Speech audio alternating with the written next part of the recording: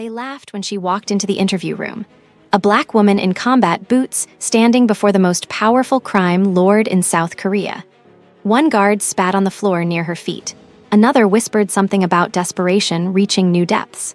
She heard every word. She understood every insult. She filed every face away for later. When the hiring manager demanded her credentials, she slid a single photograph across the table. It showed a compound reduced to rubble, flames still consuming the wreckage, bodies scattered like discarded dolls. This was a fortified military black site in Somalia, she said, her voice flat and emotionless. 49 guards. I walked out, they didn't. My resume is written in the body count I left behind. My credentials are classified by governments that deny my existence. You don't hire me because you trust me. You hire me because I'm the last option before your funeral. 24 hours later, 55 professional killers would lie broken across the compound grounds. Mercenaries, assassins, special operatives, all sent to claim the largest bounty in Asian underworld history. By sunrise, every single one would be defeated by the woman they had mocked during her interview. If you believe extraordinary talent comes from unexpected places, hit subscribe right now on Afro-K Dark Diaries TV. Only people who judge books by their covers would scroll past this story. Kang Jae-woo had built his empire through blood and brilliance. From the slums of Incheon to the penthouses of Gangnam, his name inspired fear and respect in equal measure.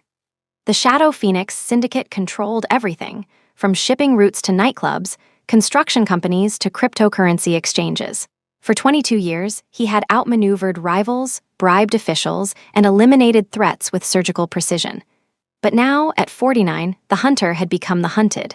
It began with whispers, rival families meeting in secret, former allies suddenly unavailable for business. Then came the attacks. A car bomb that killed his driver but missed Jae-woo by seconds. A sniper's bullet that grazed his shoulder during a rare public appearance. Poison in his morning tea that sent 3 taste testers to early graves. Someone wanted Kang Jae-woo dead. Someone close, someone patient. And they weren't working alone.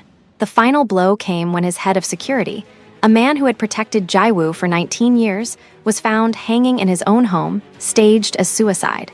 But the message carved into his chest read, Blood Moon. You're last. Jae-woo knew the date. Exactly 5 days away. 5 days to find a protector in a city where everyone seemed to be waiting for his downfall. 5 days before the most powerful criminal organizations in Asia would send their best to claim the $30 million bounty on his head. Desperation makes men do strange things. It made Kang Jae-woo, a man steeped in tradition and prejudice, consider the unthinkable. Aaliyah Cross wasn't looking for work that day. She was looking for peace, something that had eluded her since her dishonorable discharge 3 years ago. Seoul was supposed to be anonymous, a place to disappear while the nightmares of what she had done, what she had been forced to do for her country, slowly faded. They never did. Instead, she took jobs that required her skills without asking questions about her past. Nightclub bouncer, private security for foreign businessmen, underground fight clubs, when money ran low.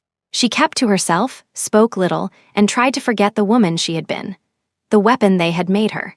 When the robbery erupted at the convenience store, Aaliyah was just buying cigarettes and instant ramen. 4 men, armed and desperate, threatening the elderly shop owner and a young woman cowering behind the counter. They didn't see Aaliyah as a threat, just another customer to control. Their mistake, 22 seconds. That's all it took. No weapons, no words, just the precise, economical violence that had been burned into her muscle memory through years of black ops training. The first attacker's wrist snapped when he pointed his gun at the cashier. The second lost consciousness from a strike to the carotid artery that was too fast for security cameras to capture clearly. The third tried to run, but found himself face down on the linoleum, arm hyperextended behind him, Aaliyah's knee pressed between his shoulder blades. The fourth managed to fire once before joining his colleagues in unconsciousness. What Aaliyah didn't know was that across the street, in a black Mercedes with tinted windows, sat Jae-woo's last remaining trusted advisor, watching everything. We found someone, he told Jae-woo over a secure line. Someone impossible. Kang Jae-woo's compound resembled a fortress more than a home. 15-foot walls topped with motion sensors, armed guards patrolling manicured gardens, bulletproof glass in every window. The architecture, minimalist concrete and steel, projected power and inaccessibility. Like its owner, the building rejected intimacy and embraced isolation. When Aaliyah arrived for the interview wearing combat boots, black jeans, and a leather jacket that concealed the scars on her arms, the guards smirked. One muttered something in Korean about Jae-woo's desperation reaching new lows. Another laughed and suggested more offensive possibilities for why she was really there. Aaliyah understood every word. She filed their faces away in her memory. Later, when her position was secure, they would learn the cost of underestimation. The interview wasn't really an interview. It was Kang Jae-woo, surrounded by 4 remaining bodyguards, studying her like a specimen under glass. His questions were blunt, insulting. "You're American, why are you in Korea? You're a woman, how can you protect me from professional killers? You're black, won't you stand out too much in Seoul?" Aaliyah's answers were equally blunt. "I'm here because American intelligence agencies are still looking for me in the Middle East. Korea is the last place they'd expect a ghost to hide. Gender is irrelevant when you're unconscious from a crushed windpipe. Ask the last 14 men who underestimated me. Standing out is an advantage. Your enemies will watch me while they should be watching the knife at their throat." Jae-woo's final question revealed his desperation. "Why should I trust you with my life?" Aaliyah's eyes, hollow from years of carrying unbearable weight, met his. "You shouldn't. Trust is what got you here. Trusting the wrong people. Believing loyalty could be bought. I'm not offering trust. I'm offering survival. The only question is whether you want to live badly enough to accept help from someone your pride says you should reject." Kang Jae-woo hired her on the spot, not because he believed in her, but because he had run out of alternatives. 5 days before the deadline. 5 days to prepare for an onslaught. What he couldn't possibly understand was that for Aaliyah Cross, 5 days was far more than she needed. The Shadow Phoenix Syndicate's reaction to Aaliyah was immediate and hostile. Jae-woo's cousin and second-in-command, Lee Sang-min, openly challenged the decision during the first strategy meeting. "You've lost your mind, cousin," Sang-min's voice dripped with disdain. "Bringing in an outsider, an American, a woman, how do we know she's not working for our enemies?" Jae-woo's response was ice cold. "Because our enemies wouldn't send someone so obvious. They'd send someone like you, Sang-min, someone I'm supposed to trust." The implications silenced the room. Jae-woo suspected everyone now, even family, especially family. Aaliyah stood silently against the wall, observing everything. The power dynamics, the shifting alliances, the poorly concealed resentments. Within an hour, she had identified at least 3 potential traitors among Jae-woo's inner circle. But she said nothing. Information was leverage, and she needed every advantage. After the meeting, Jae-woo's sister, Kang Hae-jin, cornered Aaliyah in the hallway. Unlike the others, her hostility wasn't veiled behind false politeness. "My brother is desperate, not stupid," she hissed in perfect English. "One mistake, one sign you're not what you claim, and I'll kill you myself." Aaliyah simply nodded. "Smart. You should be protecting him with that loyalty." "I am." "No, you're threatening his new bodyguard instead of watching for real threats. Amateur move." Hae-jin's face flushed with anger, her hand moving to the knife hidden at her waist. Aaliyah didn't flinch, didn't blink. Just stared with the empty patience of someone who had faced worse threats before breakfast most days of her military career. Hae-jin backed down first. Had to. There was something in Aaliyah's eyes that promised violence on a level the younger woman had never encountered. "Just remember," Hae-jin muttered as she walked away, "family protects family. You're just an employee." Aaliyah allowed herself a small, bitter smile. Family betrays family too. History is full of examples. For the first 48 hours, Aaliyah didn't sleep. She memorized every entrance, exit, blind spot, and vulnerability in the compound. She studied the staff rotations, noted which guards were diligent and which were complacent. She inspected Jae-woo's food before each meal, tested his drinks, swept his rooms for surveillance devices every 6 hours. Kang Jae-woo watched her work with growing unease. She was methodical, emotionless, exhaustive in her preparation. Like a machine programmed for a single purpose. "You need to rest," he told her at the end of the second day. "Sleep is a luxury for people with futures," she replied, continuing to check the pressure plates she had installed beneath the floorboards. "What does that mean?" Aaliyah paused, looking up at him with eyes that had seen too much. "It means I sleep when the job is done, not before." "And what happens after the job?" Her laugh was hollow, empty of humor. "There is no after." There's just the next job, the next fight, the next day of trying to outrun what I've done. It was the most personal thing she had said since arriving. Jaiwoo didn't press further. He recognized trauma when he saw it, had caused enough of it himself. On the third day, Aaliyah Cross showed exactly why Kang Jaiwoo had been right to hire her. The attack came during a meeting with the heads of Jaiwoo's legitimate businesses. 3 of Jaiwoo's own security personnel, supposedly loyal for years, suddenly drew weapons. Their target wasn't just Jaiwoo, but everyone in the room. A complete decapitation of the Shadow Phoenix leadership. Aaliyah moved before the first gun cleared its holster. A crystal paperweight from the desk embedded itself in the first attacker's wrist. Her body followed, a blur of controlled violence. One traitor went down with a crushed larynx, another with dislocated shoulders. The third managed to fire a single shot that grazed Jaiwoo's executive assistant before Aaliyah slammed his head into the marble conference table with enough force to crack both. 9 seconds. 3 attackers neutralized. 0 fatalities. Jaiwoo's legitimate business partners sat frozen, drinks halfway to lips, eyes wide with shock. They had just witnessed something most people only saw in action movies. The reality was both more mundane and more terrifying. No dramatic flips or impossible moves. Just the brutal efficiency of someone trained to end threats with minimal motion and maximum damage. Meeting adjourned, Jaiwoo said calmly, straightening his tie as Aaliyah zip-tied the unconscious would-be assassins. We'll reschedule for next quarter. After the executives fled, Jaiwoo turned to Aaliyah. You could have killed them. Death is final, she replied, checking for hidden weapons on the incapacitated men. Information is valuable. They'll tell us who sent them. And if they don't talk, Aaliyah's expression darkened. Everyone talks eventually. I was trained to make sure of it. For the first time since hiring her, Jaiwoo felt a chill that had nothing to do with the attempt on his life. Whatever demons drove Aaliyah Cross, they were older and darker than his own. That night, Jaiwoo gathered his remaining inner circle, now reduced to his sister, his cousin, and 3 lieutenants who hadn't yet tried to kill him. The mood was somber. The betrayal had come from within, from men who had protected Jaiwoo for years. No one leaves the compound until the blood moon, Jaiwoo declared. No communications with the outside. No exceptions. Sang-min slammed his fist on the table. This is madness. We're trapping ourselves. Better trapped with known enemies than opening doors for unknown ones, Aaliyah said from her position by the door. Jaiwoo nodded. Miss Cross will implement complete lockdown protocols. Anyone attempting to breach security will be considered hostile. And if there are more traitors among us? Haijin asked, eyeing the faces around the table. Jaiwoo's smile was cold. Then we'll find out very quickly who deserves to be part of Shadow Phoenix's future. If you think loyalty is earned through actions, not words, comment respect below. Only fake friends would disagree with that truth.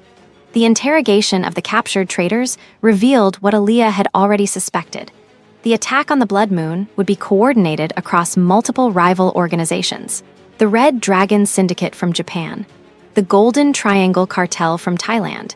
Even the Russian Bratva had sent specialists, all united by a single purpose, eliminating Kang Jaiwoo and dividing his territory. More disturbing was the confirmation of Jaiwoo's fears. Someone close to him, someone in his inner circle, had orchestrated everything. The traitors knew the name but refused to reveal it, even under extreme duress. They're more afraid of that person than they are of us, Aaliyah observed, washing blood from her hands after the 4th hour of questioning. That tells us something. Jaiwoo leaned against the wall outside the makeshift interrogation room, face ashen. What does it tell us? That whoever betrayed you commands fear beyond what you can inflict. That means power, resources, and influence that rivals or exceeds your own. Family, Jaiwoo whispered. Aaliyah nodded once. Most likely. During a routine sweep, Aaliyah found a hidden room behind a false wall in the east wing. Inside was a sophisticated surveillance hub, multiple monitors showing every corner of the compound, recordings going back months, detailed profiles on every member of Jaiwoo's inner circle, psychological assessments, pressure points, bribery records, blackmail material. The equipment was military grade, satellite routing that bounced signals across continents. This isn't criminal intelligence, Aaliyah said. This is government-level surveillance. CIA, MSS, or Korean NIS. Jaiwoo went pale. My own country's intelligence agency? Someone with government connections has been watching you for months. Planning this, they've turned someone close to you, someone who believes betraying you is patriotic duty.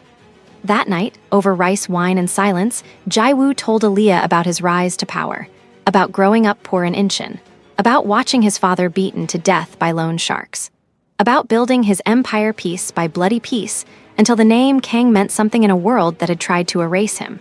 I never trusted anyone except family, he confessed, the alcohol loosening his tongue, and now I can't even trust them. Family is just biology, Aaliyah replied, still sober, still vigilant. Loyalty is choice. Is that what you learned in the military? Aaliyah's eyes hardened. I learned that loyalty to institutions is a fairy tale they tell you to make the nightmares easier to bear. What nightmares? Her smile was razor-thin. The ones where you see the faces of everyone you've killed because someone with stars on their shoulder decided they needed to die. Jaiwoo studied her. How many faces? Aaliyah looked away. Too many faces, not enough stars to justify them. In that moment, Jaiwoo understood something fundamental about the woman he had hired. She wasn't just skilled. She was broken in exactly the right places to make her the perfect protector. Her rage wasn't hot and impulsive like his own. It was cold, controlled, and constantly searching for a target worthy of its release. He had given her 50+ assassins to focus that rage upon. He almost felt sorry for them. Almost. While doing night searches of the inner circle's quarters, Aaliyah discovered troubling evidence. Sangmin's rooms revealed extravagant lifestyle. Watches worth more than most people's houses. Receipts for gambling debts recently paid. Where had the money come from? His legitimate income didn't cover it. Hyejin's hidden compartment contained burner phones, encrypted communications devices, a government-issue sidearm that shouldn't exist. Personal journals filled with philosophical debates about duty, justice, family obligation versus moral principle. A photograph hidden in a book showed Hyejin in a graduation gown, arm in arm with a man wearing the insignia of Korean intelligence. Lieutenant Choi's room was almost entirely empty. No personal items, no photographs, no trace of personality. A ghost living among them. The kind of person who could hide anything. The next morning, Hyejin cornered Aaliyah after noticing her door had been opened during the night. You went through my things. I'm protecting your brother. That means understanding everyone around him. You found the photograph, and the burner phones, and the government weapon. Hyejin's voice dropped to a whisper. Be very careful, Miss Cross. Some doors once opened cannot be closed. Some truths once revealed destroy everything. Truths don't destroy, lies do. I'm just figuring out which you've been telling. Hyejin walked away, composure cracking for just a moment before reforming. Day 4 brought lockdown. No one entered or left the compound. All external communications severed. Food and supply deliveries stopped. Staff given the choice to stay and risk their lives or leave with severance and Jaiwoo's blessing. 60% stayed, 40% left. Those who remained stood taller, their loyalty now a choice rather than an obligation. Aaliyah transformed the compound into a tactical nightmare. Pressure plates beneath selected floorboards, trip wires connected to non-lethal deterrents, flashbangs, smoke grenades, electrical stun systems. Kill zones created areas that appeared vulnerable, but were actually designed to funnel attackers into ambush points. When asked why she requisitioned no guns, she responded simply, guns make noise, noise draws attention, attention gets people killed. I work better in silence. Instead, she gathered tactical knives, stun batons, zip ties, sedatives, communication jammers, night vision equipment. During the final strategy session, she outlined her approach with clinical detachment. They'll come from multiple entry points.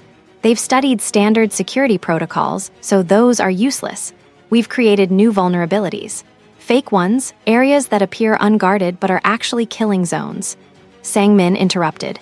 You keep saying incapacitate. These people are coming to murder us. Why aren't we killing them? Because dead bodies tell no stories. Captured assassins tell us everything. Who sent them? Who paid them? Who inside this compound helped them? 50 prisoners give us 50 chances to expose the full network. 50 corpses give us nothing but graves to dig. This is insane. You're going to get us all killed. Aaliyah locked eyes with him. If anyone dies tonight, it won't be because of my strategy. It will be because someone in this room wants them dead. The implications silenced the room. If you believe the most dangerous person in a room is often the quietest one, the one everyone underestimates, double tap that like button right now on Afro-K Dark Diaries TV. Only fools ignore silent strength. Sunset brought final preparations. The inner circle gathered in Jaiwoo's fortified office, reinforced walls, bulletproof glass, single entrance that Aaliyah had rigged with countermeasures. No one leaves this room, no matter what you hear. Gunshots, explosions, screaming, you stay here. Anyone who tries to leave will be considered hostile. She paused at the door. If I don't come back, use the tunnel beneath the bookcase. Code is 7-4-9. Don't fight, don't try to be heroes, just run. Before anyone could respond, she was gone. 10:17 p.m. brought first contact. Perimeter sensors triggered along the eastern wall. Night vision revealed 3 figures scaling the wall. Professional movements. Military precision. They didn't see the electrified wire mesh hidden in the ivy. 50,000 volts. Non-lethal. Completely incapacitating. Aaliyah emerged from shadows. Zip ties. Sedatives. Dragged them to a holding area. 3 down. 50+ to go. 10:34 p.m. Northern Garden. 6-man team approaching through decorative paths. Pressure sensors tracked every step. Aaliyah intercepted at the stone bridge, a natural choke point. First 2 went down before they knew she was there. Precision strikes to nerve clusters. Instant unconsciousness. 3rd and 4th drew weapons. Aaliyah used the 3rd as a shield. 4th's bullet hit his colleague's vest. In the confusion, both joined the others on the ground. 5th and 6th split up. Mistake. Isolated, they were easier targets. 9 down. 10:52 p.m. Western Perimeter. Sniper team positioned on adjacent rooftops, covering fire for an 8-man entry team. Aaliyah had anticipated this. She flanked the sniper position. First sniper, sleeper hold. 15 seconds to unconsciousness. Second sniper turned just in time to see her, not in time to stop her. 11 down. Without cover fire, the entry team hesitated. Fatal mistake. Aaliyah moved through them like a shadow. Strike. Move. Strike. Move. No wasted motion. No hesitation. Just the mechanical efficiency of a weapon doing what it was designed to do. 19 down. 11:23 p.m. brought the professionals. Second wave. Operators moving with synchronized precision. Hand signals. Room-clearing techniques. Military-grade coordination. These weren't criminals. These were trained soldiers. Aaliyah recognized the movement patterns immediately. Phantom protocols. American Black Ops, her former unit. Cold rage filled her veins. She pushed it down. Rage made people sloppy. 5-man team breached the north entrance. They cleared rooms by the book. The book Aaliyah had helped write.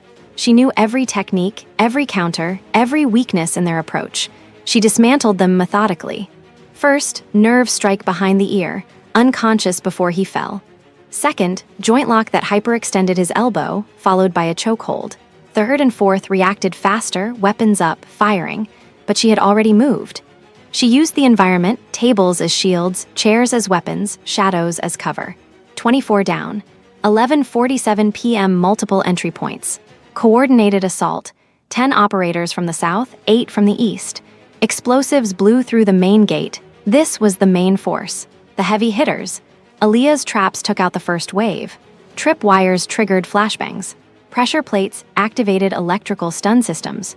31 down, but they kept coming. Overwhelming numbers. Aaliyah engaged in the main hall. A brutal, beautiful display of controlled violence. She used their numbers against them. In tight quarters, they couldn't all engage at once. She flowed through them like water through rocks, always moving, never where they expected. 38 down. 12:15 a.m. brought the elite, the best of the best. 8 operators who had hung back, watching, learning from their colleagues' mistakes. Yakuza sword specialist from Japan. Triad martial arts master from Hong Kong. Bratva enforcer built like a tank. Vietnamese assassin who moved like smoke. Thai killer known for poison and misdirection. 3 phantom operatives, the most dangerous. Aaliyah faced them in the central courtyard, moonlight casting silver shadows. The Yakuza attacked first. Katana flashing. Aaliyah dodged, redirected, used his momentum to send him into a stone pillar. Disarmed him with a wrist lock that broke bone. 39 down. The Triad master engaged. Fast hands, precision strikes. Aaliyah matched him blow for blow, then exceeded him. An elbow to the solar plexus. a knee to the thigh, a palm strike to the temple. 40 down, the Bratva enforcer charged, size and strength. Aaliyah didn't fight power with power. She redirected, used leverage, brought him down with a hip throw that slammed him into concrete. 41 down, the Vietnamese assassin was almost invisible. Smoke bombs, misdirection, but Aaliyah's training was better. She sensed movement, trusted instinct. A perfectly timed counter caught him mid-strike. 42 down. The Thai killer tried poison darts. Aaliyah had already spotted the concealed weapon. She closed distance before he could reload. Neutralized him with a combination that ended at his carotid artery.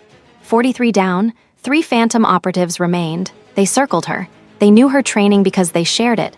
This was the real fight. They attacked in coordination, rehearsed patterns, team tactics. Aaliyah defended, countered, created openings. Operative 1, she broke his rhythm with an unexpected strike pattern, something she had developed after leaving the program. He went down with a fractured collarbone. 44 down. Operative 2 used her brief engagement with his partner to close distance. They grappled. She was smaller, but she was better. A reversal put him in a chokehold that stole consciousness. 45 down. Operative 3, the leader. Ghost Menace 1, he recognized her. I knew you'd still be alive. Aaliyah recognized him. Commander Tyler Drake, her former handler, the man who had given her the orders she refused. You should have stayed dead, Ghost. Now I have to kill you personally. Their fight was different, personal. 2 predators who knew each other's every move. Drake was good, maybe the best Aaliyah had ever faced.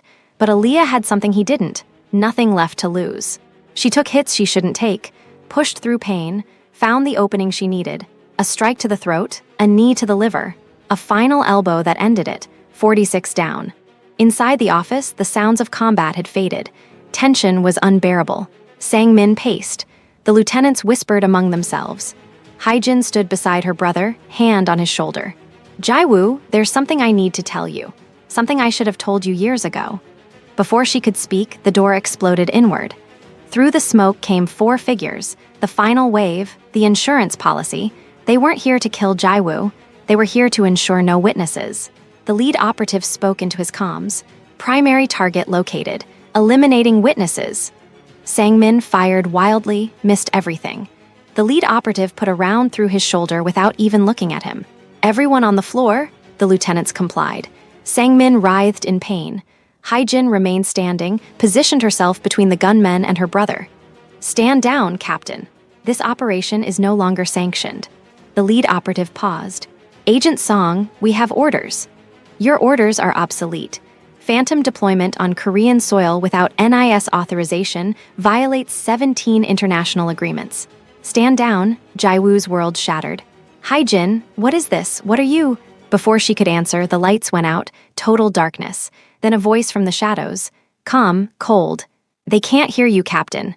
None of them can. A lighter flicked on. Aaliyah's face illuminated from below, blood on her tactical gear. None of it hers. It's over. 50 down. Inside the office, 55 total. Neutralized. Haijin, real name Agent Song Mi-young, had been Korean NIS since before their father died. Recruited in university. Her assignment: monitor the family's criminal connections. When Jaiwoo started building his empire, her mission evolved. Guide him toward legitimate business, away from activities that threaten national security. I was never trying to destroy you, Jaiwoo. I was trying to save you from yourself. Her voice was raw with emotion. Every time I pushed you toward legal investments, every time I argued against expansion into dangerous territories, that was me protecting you. You've been lying to me for 20 years. I've been protecting you for 20 years. The lies were the price. The real traitor was Lieutenant Choi, head of intelligence. He had been turned by Phantom years ago. Promised power, money, a new identity. He provided the compound layouts, the schedules, the security gaps. He was already in custody. Aaliyah had identified and neutralized him during the chaos. Phantom wanted Jaiwoo dead to prevent his ledger from reaching Interpol. Multiple governments had dirty hands. Exposing the ledger didn't just bring down criminals. It brought down politicians, intelligence officers, military leaders. Song Mi-young's NIS faction wanted Jaiwoo alive, rehabilitated, cooperative. His information was valuable. His death served no one except those with something to hide. Commander Drake regained consciousness. Aaliyah's chokehold hadn't been fatal, just incapacitating. He was brought before Jaiwoo and Aaliyah, zip-tied, beaten, but defiant. You think this changes anything, Ghost Minus One? Phantom is everywhere.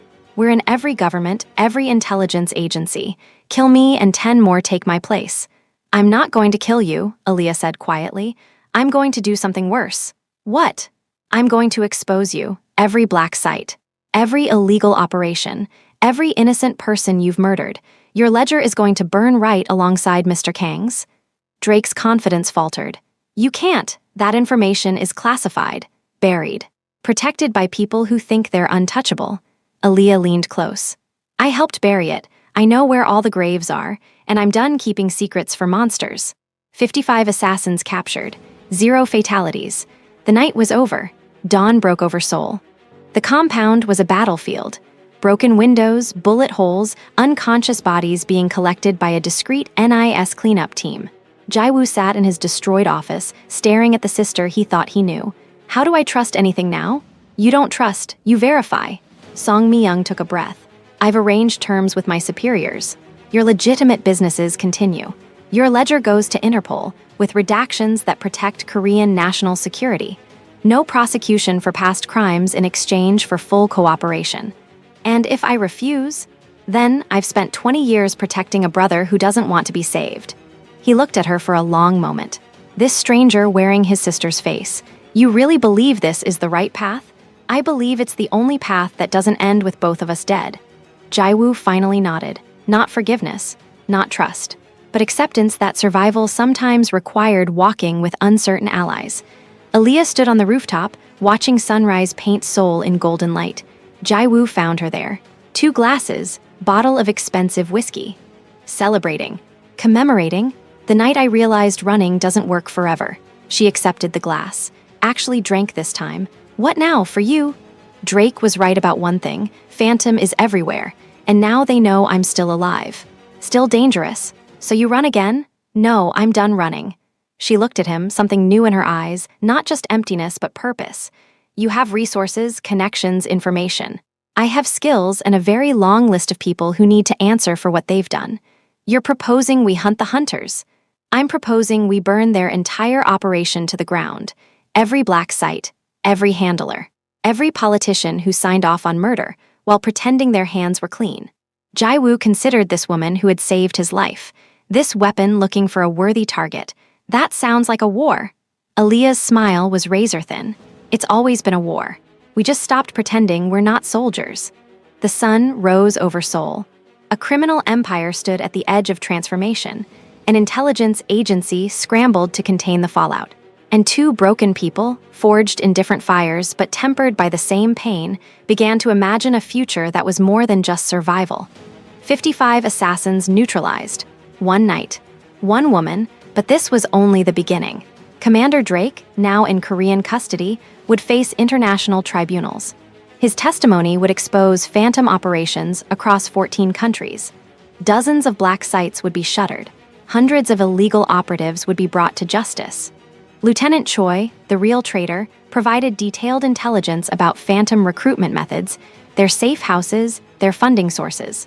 His cooperation bought him a reduced sentence and witness protection. Sang-min recovered from his shoulder wound with a new respect for the woman he had underestimated. His gambling debts were paid, his loyalty secured through gratitude rather than fear.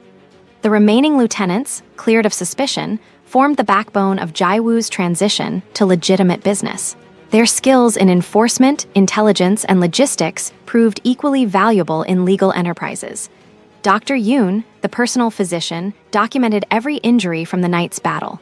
55 professional killers, all alive, all receiving medical treatment, a testament to Aaliyah's precision and control. Agent Song Mi-young, no longer hiding behind the identity of Kang Hae-jin, worked to rebuild the relationship with her brother. Trust would take time. Understanding came faster. She had sacrificed her own identity to protect his life.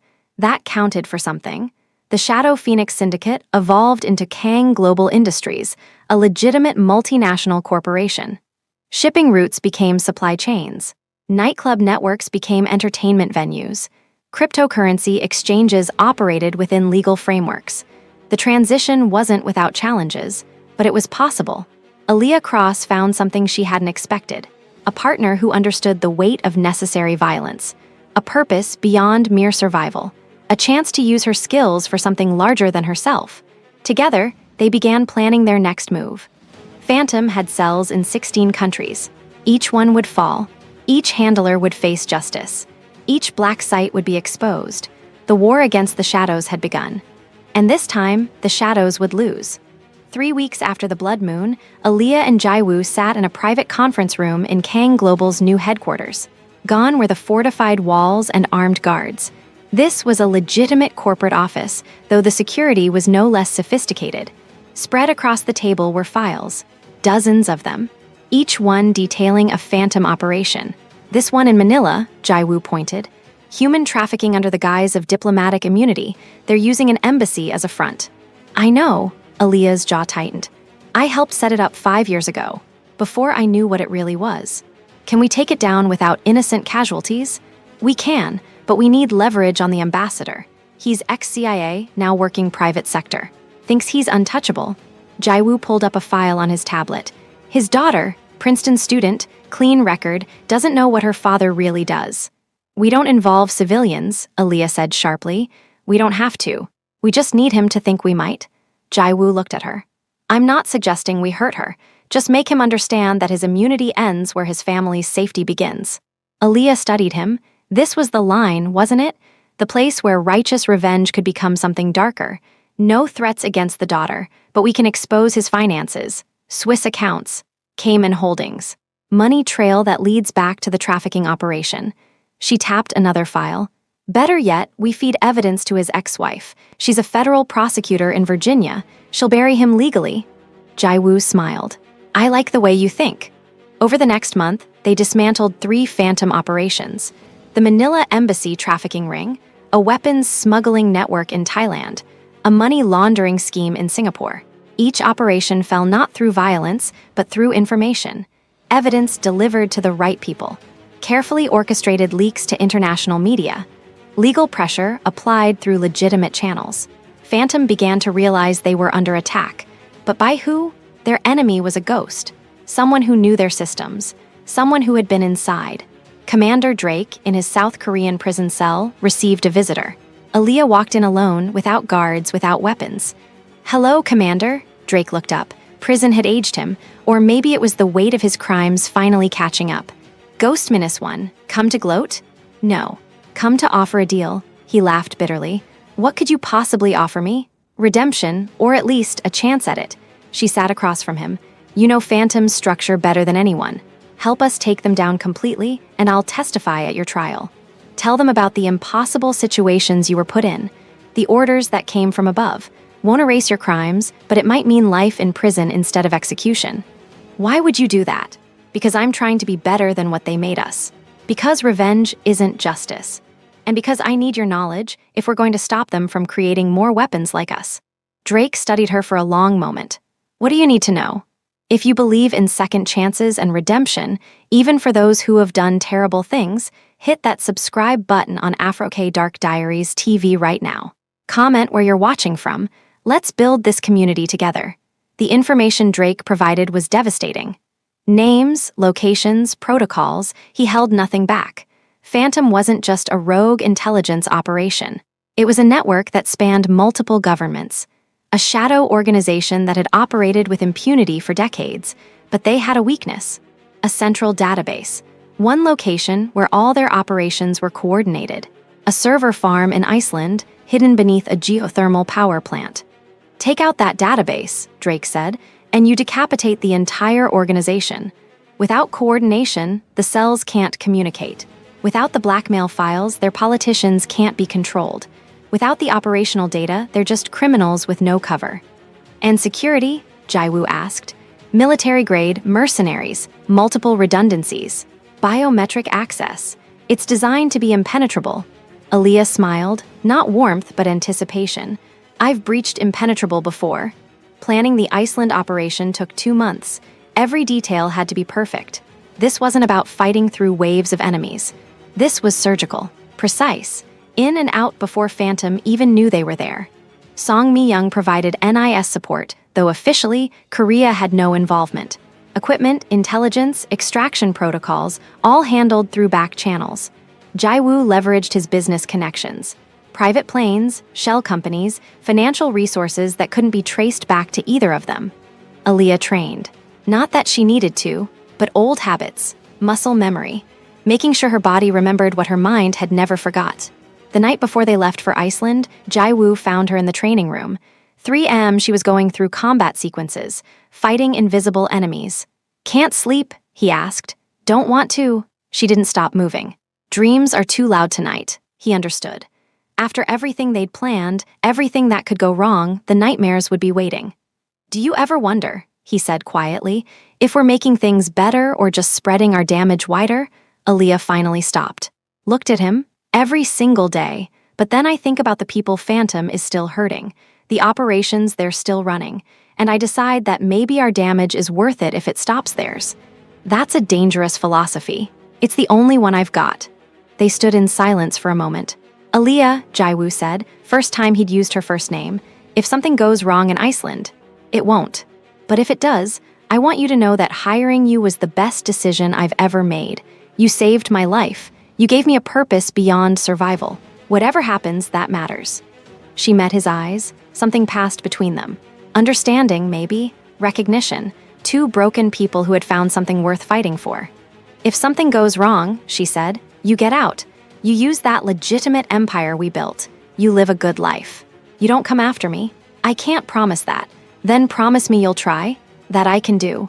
The server farm in Iceland was exactly as Drake described, hidden beneath layers of security, protected by mercenaries who took their jobs seriously. But Aaliyah Cross had written the book on infiltration, and Jae-woo, Kang had the resources to make the impossible merely difficult. They went in through the geothermal plant. Maintenance access. Papers forged so perfectly they'd pass any inspection. Credentials that checked out in every database.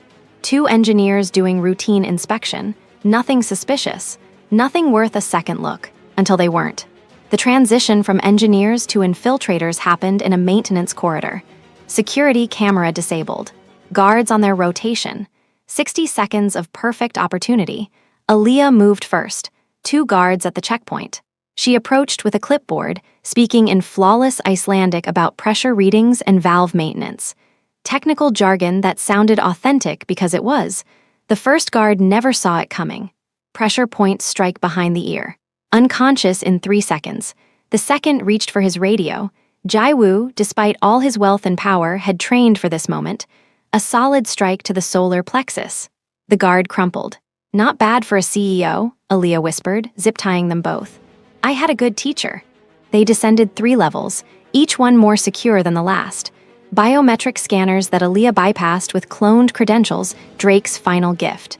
Pressure plates that Jae-woo carefully navigated using a thermal scanner that revealed the safe paths. The server room was massive, row after row of machines, the entire operational backbone of Phantom's global network. Decades of crimes stored in cold, impersonal data. "How long?" Jae-woo asked, standing guard at the door. 8 minutes to plant the worm, 3 minutes for it to replicate through the system. Then boom, everything corrupts and broadcasts to every news agency, law enforcement database, and government watchdog on the planet. Aaliyah's fingers flew across the keyboard. This was her element. Not the violence, but this. The precision, the perfect execution of a complex plan. 5 minutes in, alarms started blaring. "They know we're here," Jae-woo said, weapon drawn. "Need 3 more minutes." "You'll get them." The door exploded inward. Not blown by explosives, but forced by sheer strength. Through the smoke came someone Aaliyah recognized, someone she thought was dead. Wraith! Her hand stopped moving on the keyboard. The woman stepped into the light. Built like a tank, covered in scars, eyes that had seen things even Aaliyah's nightmares couldn't imagine. "Ghost-1, they said you went rogue. Looks like they were right." Wraith had been Phantom's enforcer, the person they sent when even their elite operators failed. She and Aaliyah had trained together, fought together, nearly died together in Yemen. "I'm finishing the upload," Aaliyah said quietly. "You can either let me or try to stop me. But Sarah, using her real name, you know what's on these servers, you know what they've done, what they made us do." Wraith's weapon stayed trained on Aaliyah, I follow orders. We all did. Until the orders became evil. Aaliyah stood slowly, hands visible. They have files on you, Sarah. Everything you've done, everyone you've killed. They'll burn you the second you're no longer useful. This isn't loyalty. It's slavery. 2 minutes, Jaiwoo warned, watching the progress bar. Wraith's weapon wavered, just slightly. What happens if I let you finish? Phantom ends, every operation exposed, every handler arrested. Every agent given a choice, turn themselves in and testify, or spend the rest of their lives running from international warrants. And us, people like us, we get to decide who we are after Phantom. Maybe we spend time in prison. Maybe we find redemption, but at least we're not weapons anymore. Wraith's weapon lowered, fractionally. You always were the one with hope, Ghost, even when they tried to beat it out of you. Upload complete, Jaiwoo said. Broadcasting now. The servers began to hum differently. Data streaming outward. 50 terabytes of classified information hitting the internet, news networks, law enforcement databases simultaneously. Operations in 16 countries. Names of 200 handlers. Financial records of bribes paid to politicians across 4 continents. Locations of 12 active black sites. Evidence of crimes that would take international courts years to prosecute. Phantom was finished. We need to go, Aaliyah said. Now, Wraith stepped aside. I didn't see you. You were never here. Thank you, Sarah. Don't thank me. Just make sure this meant something. Make sure their victims get justice. I will. As they ran, Jaiwoo glanced at Aaliyah. Who was that? My past, letting me have a future. The extraction went smooth. Private plane waiting at a remote airstrip. Gone before Phantom's remaining forces could organize a response. By the time they landed in Seoul 14 hours later, the world had changed. News networks were running non-stop coverage. Massive intelligence scandal. Shadow organization exposed. International manhunt underway. Politicians were resigning. Intelligence directors were being arrested. Military officers were disappearing into witness protection. The shadow war was becoming a public reckoning. Song Mi-young met them at a safe house. Her face was exhausted but satisfied. You did it. You actually did it. NIS is scrambling. CIA is in damage control. MI6 lost 3 section chiefs overnight. Phantom is collapsing. Is it over? Jaiwoo asked. The organization? Yes. The people who made it possible, that will take years. But yes, Jaiwoo. The worst of it is over. Aaliyah sank into a chair. For the first time in 3 years, she felt something she'd forgotten existed. Relief. 6 months later, the world looked different. Kang Global Industries had become a model for corporate responsibility. Jaiwoo had donated millions to organizations fighting human trafficking. His past wasn't erased, but he was building something better on its ruins. Song Mi-young had been promoted within NIS, not despite her family connection, but because of her decades of service protecting Korean interests while maintaining her humanity. Commander Drake testified at multiple trials. His cooperation led to 47 convictions. He would spend life in prison, but he spent it knowing he'd helped dismantle what he'd once protected. Wraith, Sarah Chen, turned herself in to authorities in Singapore. Her testimony about Phantom's operations in Southeast Asia led to the rescue of over 200 trafficking victims. She was serving 12 years, but she was alive. And for the first time in her adult life, she was free. Aaliyah Cross stood on the roof of Kang Global's headquarters, watching Seoul's sunset. The city looked different now, less like a hiding place and more like a home. Thought I'd find you here, Jaiwoo said, joining her with 2 cups of coffee. She accepted one. Old habits. High places make me feel like I can see threats coming. Are there any left to see? There are always threats, but they're different now. Legal battles instead of assassins. Corporate espionage instead of hit squads. She smiled. Almost boring. Almost? I could use boring for a while. They stood in comfortable silence, watching the city lights flicker on one by one. I got a call today, Jaiwoo said, from the International Justice Foundation. They want us to consult on dismantling trafficking networks in Eastern Europe. Legitimate work. Good pay. Chance to help people. Us. You didn't think I'd let you do this alone, did you? We make a good team. Aaliyah considered it. After everything they'd been through, everything they'd survived, the idea of continuing to fight, but on the right side this time, appealed to her. No more killing, she said. I'm done with that. Agreed, we use information now, evidence, law, we're not soldiers anymore. What are we? Jaiwoo thought about it. People trying to be better than we were. I can live with that. They touched coffee cups together, a toast to survival, to redemption, to the long, difficult work of becoming something other than what they'd been made to be. Below them, Seoul hummed with life. Millions of people going about their evening, unaware that two of the most dangerous people in Asia stood above them, keeping watch, not as predators anymore. As guardians, the road ahead would be long. There would be setbacks, there would be moments of doubt, there would be days when the nightmares came back strong, but they would face them together. Two broken people who had found purpose in protecting others. Two weapons who had chosen to become shields instead. 1 year after the blood moon, Song Mi-young organized a small ceremony. Private, unpublicized.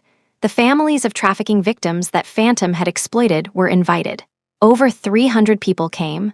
Mothers, fathers, children who had been rescued because of the database exposure. They didn't know exactly who to thank. The operation had been classified, but they knew someone had fought for them. Someone had cared enough to risk everything. Aaliyah watched from a distance. Jaiwoo stood beside her. "Do you think they know?" he asked. "It doesn't matter. The work is what matters. The lives saved are what matters." A young girl, maybe 8 years old, approached them. She held a drawing, a crude but heartfelt picture of a guardian angel protecting children. "My teacher said someone brave helped save people like my sister," she said in Korean. "Are you brave?" Aaliyah knelt down to the girl's level. "Your sister is the brave one, surviving, moving forward. That's real bravery." "But you helped, right? You were one of the brave ones," Jaiwoo smiled. "We just did what anyone should do. We tried to help." The girl nodded seriously, then handed Aaliyah the drawing. "This is for you, for being brave." After she left, Aaliyah stared at the simple drawing. A protector. Not a weapon, not a killer, just someone trying to keep others safe. She carefully folded it and put it in her jacket pocket. "You okay?" Jaiwoo asked. "Yeah," she said, surprised to find it was true. "For the first time in a long time, I think I actually am." If this story moved you, if you believe people can change and find redemption even after doing terrible things, please hit that subscribe button on AfroK Dark Diaries TV right now. Comment where you're watching from and share your thoughts on second chances. And if you want to see more stories about people fighting their demons and coming out the other side, make sure you turn on notifications. Because this is what we do here. We tell stories about the strength it takes to change, the courage it takes to face your past, and the hope it takes to build a better future. The city of Seoul stretched out below them. Somewhere in those streets, someone was making a choice. To be better, to fight back, to protect instead of harm. And maybe, just maybe, they'd find their own path to redemption. Just like a criminal empire boss and a disgraced black ops soldier had. The war against the shadows had been won. Now came the harder part, living with the peace they'd fought for. But they were ready. Together, they were ready for whatever came next. 2 years after the blood moon.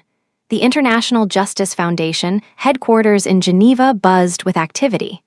Analysts, investigators, legal experts, all working to dismantle trafficking networks across the globe. In a conference room on the 7th floor, Aaliyah Cross presented findings to a room full of international law enforcement officials. No longer hiding in shadows. No longer pretending to be something she wasn't. She was herself. Scars and all. The network in Moldova has 17 nodes, she explained, pointing to a digital map. We can't take them all down at once, but if we target these 3, she highlighted key locations, the entire structure collapses. Legal warrants are already prepared. Local authorities are ready to move on your signal. An Interpol agent raised his hand. "How confident are you in this intelligence?" "Completely. I helped build these networks once. I know how they think, how they operate, how they hide." She paused, "And I know how to destroy them." After the presentation, Jaiwoo waited in the hallway. He wore a suit now instead of tactical gear, looked like any other businessman. But Aaliyah knew better, knew the strength that lived beneath the surface. "How'd it go?" he asked. "They're moving on Moldova next week. If it works, we've saved over 100 people. And if it doesn't, then we try again. That's the job now. We keep trying until we win." They walked together through Geneva's streets. The city was beautiful in autumn, leaves turning gold and red, the air crisp and clean. "Do you miss it?" Jaiwoo asked. "The adrenaline. The combat?" "Sometimes," Aaliyah admitted. "Then I remember what that life cost, what it turned me into, and I'm grateful for boring." Jaiwoo laughed. "Never thought I'd hear you call intelligence work boring." compared to fighting 55 assassins in one night. This is retirement. They stopped at a cafe, ordered coffee, sat outside watching people pass by, normal people, living normal lives, the kind of lives they'd once protected from the shadows. Sarah Wraith sent a letter, Aaliyah said, pulling out an envelope. From prison, she's teaching other inmates, helping them learn skills for when they get out. Said it's the first time she's felt useful in a way that doesn't involve hurting people. That's good. She deserves a chance at something better. We all do. Aaliyah's phone buzzed, a text from Song Mi-young. New lead on Phantom Remnants in Prague. Interested? She showed Jaiwoo. He raised an eyebrow. So much for retirement. The work is never done, but that's okay, as long as we're doing it right this time. Then I guess we're going to Prague. I guess we are. They finished their coffee, paid the bill, started walking back toward their hotel. Behind them, Geneva continued its peaceful existence. Ahead of them, Prague and another battle against the shadows, but they were ready. They would always be ready, because some people are forged in darkness, and they can choose to stay there, or they can choose to become the light that drives it away. Aaliyah Cross and Kang Jaiwoo had made their choice, and they would spend the rest of their lives proving that redemption wasn't just possible, it was worth fighting for. The end. Thank you for watching this journey on Afro K Dark Diaries TV. If this story touched you, if it made you think about second chances and redemption, please share it. Comment your thoughts. Let's build a community that believes people can change. Until next time, remember, your past doesn't define you. Your choices do. Stay strong out there.